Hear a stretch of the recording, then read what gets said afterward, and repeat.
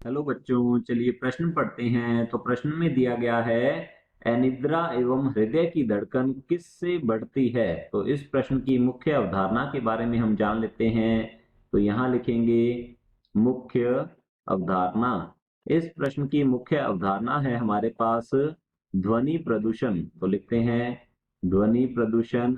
यह प्रश्न ध्वनि प्रदूषण से संबंधित है, जो कि वायु प्रदूषण का ही एक प्रकार है। तो लिखते हैं यह वायु प्रदूषण का एक प्रकार है, क्योंकि ध्वनि तरंगों को गति के लिए वायु माध्यम के रूप में चाहिए होती है, इसलिए इसे वायु प्रदूषण में ही सम्मिलित किया गया है। तो ध्वनि प्रदूषण जो है, यह हम कह सकते हैं अवांछित अवांछित उच्च ध्वनि स्तर, उच्च ध्वनि स्तर होता है, उच्च ध्वनि स्तर होता है होता है जिसे कि शोर भी कहा जाता है। अवांछित उच्च ध्वनि स्तर को शोर भी कहते हैं। और लगातार अवांछित उच्च ध्वनि स्तर जो है, यदि इसका उद्भासन होता रहे तो इसके विशेष कुप्रभाव जो है ये देखने को मिलते हैं। जैसे कि लगातार उच्च ध्वनि स्तर में यदि रहा जाए तो कर्णपटय जो है, कर्णपटय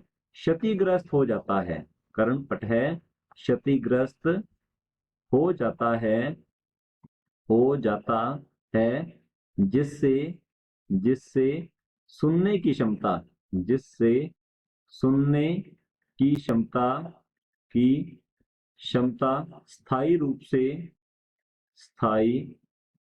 से नष्ट हो जाती है, स्थायी रूप से नष्ट हो जाती है जाती है।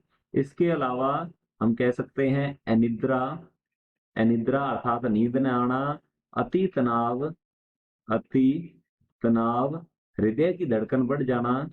तो यहाँ लिखेंगे हृदय हृदय धड़कन बढ़ जाना, हृदय धड़कन धड़कन बढ़ जाना, बढ़ जाना।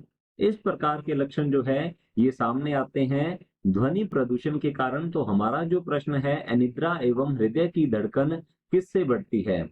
तो अनिद्रा और हृदय की धड़कन जो है, यह लगातार ध्वनि प्रदूषण के कारण बढ़ती है। यदि अवांछित उच्च ध्वनि स्तर में लगातार रहा जाता है तो इससे इस प्रकार के कुप्रभाव जो है मनुष्य पर दिखाई देते हैं। तो हमारा उत्तर रहेगा इस प्रश्न का ध्वनि प्रदूषण जो है, ध्वनि प्रदूषण के कारण अनिद्रा एवं हृदय की धड़कन बढ़ती है। आशा करता हूं आपको समझ में आया होगा। धन्यवाद।